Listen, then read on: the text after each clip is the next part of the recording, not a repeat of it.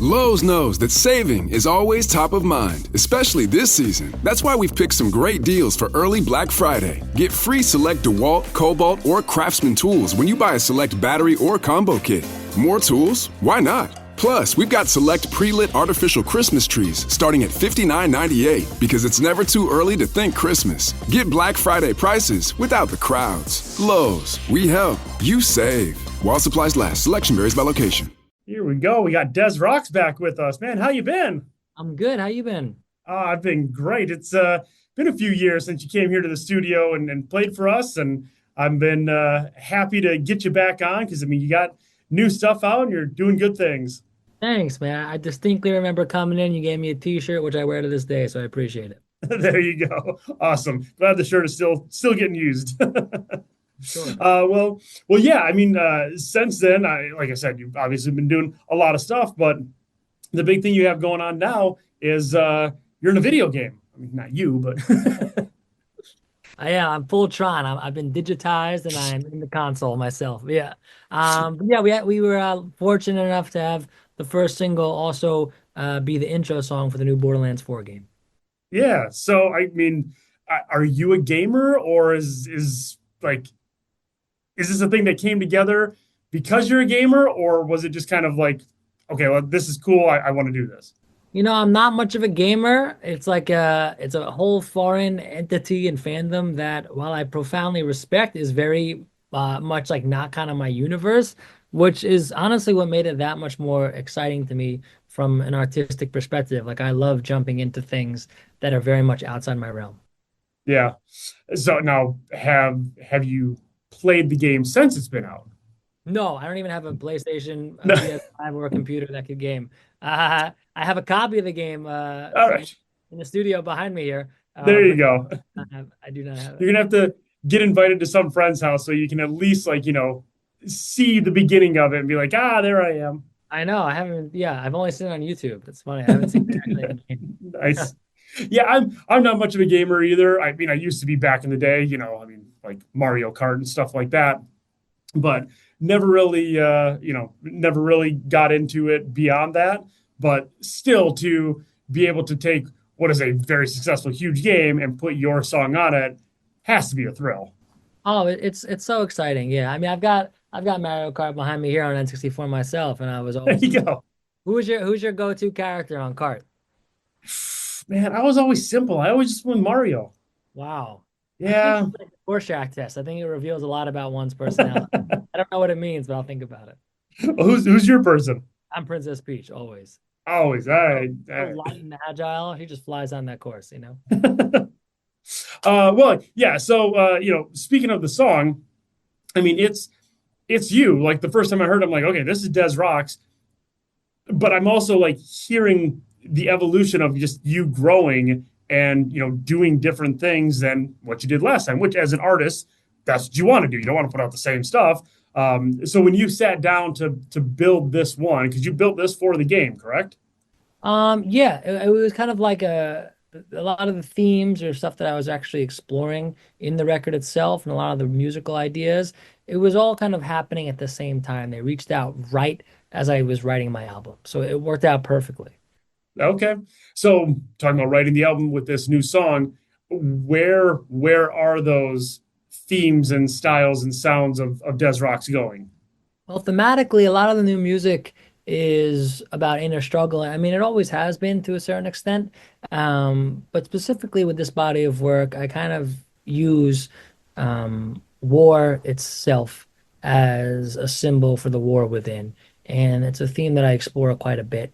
And sonically, I'm just always I'm constantly exploring, to be honest. There's going to be a lot of the songs on the album that I think people are going to be not surprised, but they're like, wow, this is a really different direction to explore than what's typically explored. And I think it's really important because I don't want every song to be like a big riff. You know what I mean? Like, big riffs are more impactful when they serve a place and a time, and when they come at the right time, especially in sequencing an album.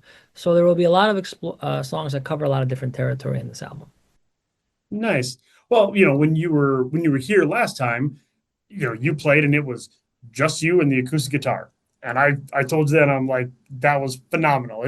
Like, honestly, once in a while, I still bust out those live recordings and play them on the air because I'm just like, they're good. So if I'm in the mood, I'll drop it in there. So when you're talking about, the sonically not always having the big riffs, is there some more of that where it's like you're pulling out like an acoustic thing or something? Oh yeah, there will be some songs that explore more acoustic driven territory for sure, and more ballad driven territory for sure, as far as pacing and instrumentation are concerned. Okay. Now, as far as getting out on the road and playing these songs, we got to get you back here. Well, we know that. I'll talk to the 100%. people that talk to the people. But for you getting out on the road, I mean, it's been a while since we've talked. I mean, have you been out there playing it? What have you been seeing out there as you're continuing your journey? Well, I've only played this land twice live because I'm Okay. not on tour at the moment. We're just in a couple one-off shows. But it's really cool, man, because when you make a song like that, you kind of envision, oh, and then I want the audience to sing back this part. And then often it's not the part you expect, to be honest. It gets sung back to you. And it was really cool to have kids singing along, and the song had only been out for a day or so at that point. And it was super special. That is very cool. And so, as the artist, when they're singing back the part you weren't expecting, then in your head, are you like thrown off? Like, oh, wait, this is the part I have to back off and get the audience involved. And how do you adjust on the fly? A little bit. And I also think it's revealing because, you think of yourself as like the master of your own art. It's like I created this, so I know how this is going to resonate with people. But it's kind of humbling in the sense that you have no idea how people will interpret anything you do. And in fact, once it's out, you have zero control over that. And that was like a kind of interesting realization. Hmm. That is. I mean, you never. I guess from a listener, a fan standpoint, you never really think about that. Where it's like you have one expectation, but we're not expecting what you're expecting. So we're just in the moment, obviously, and you're in your moment. But to make that connection, as again, as a fan in the audience, you never really think about that. Totally, and the audience has the benefit of first impression, which I don't have. I tinker with first. It's like a sketch, basically on a piece of paper. It's almost like the musical equivalent of a doodle, and then that grows up to be a demo, and then that demo grows up to be a rough mix, and then that rough mix grows up to be a master. And I see the child grow up from infancy to adulthood, and therefore, just like any other parent, you have a completely different perspective on your child than somebody else is meeting a fully grown and formulated 30-year-old man for the first time? Right. That's an interesting way to put it. Um, so Des Rocs, I mean, I'm talking here like we're old buddies and everything like that. But I guess for people that are just joining into the conversation of who you are, and they saw that, on the title, I said, Borderlands 4, and they're all into gaming and they want to meet the person behind it and stuff like that.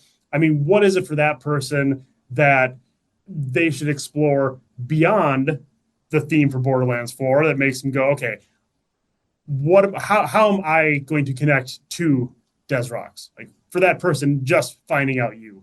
Man, I think if you really want to like connect with Des Rocs, I would listen to my first album, which is called The Real Good Person in a Real Bad Place. Record completely bombed, didn't do anything. I got dropped from my label about 3 weeks after it came out. And that record to me is like it's like a mission statement of who I am. You know what I mean? You listen to that front to back, you just get a really good sense of who the artist is. And then anything after that is very much like building on that foundation. It's like, okay, this was the introduction to who I am musically and kind of all the things bubbling inside of me. And now here's where I want to go. Here's all the avenues we can explore from there. So Dream Machine was really this kind of like larger than life, like rock and roll Disneyland experience. And now heading into the next body of work, it's going to explore a different one of those branches. It's almost like the Game of Thrones spin-offs. We're like exploring all these different storylines that we can follow. So yeah, that's a very long way of answering your question. And then there's also the music before that first album, kind of like the EPs era, which is very much like Baby Des, and that's just me just figuring out who the hell I am before I was able to like really articulate it myself. Sure. I mean, for someone that's, just joining in, you've been doing this for a while and been doing it in the studio, but also out on site for a while. I mean, you've shared the stage with some mighty bands before. Hmm. Yeah, I mean, we've been grinding and we've been at it for a minute, you know.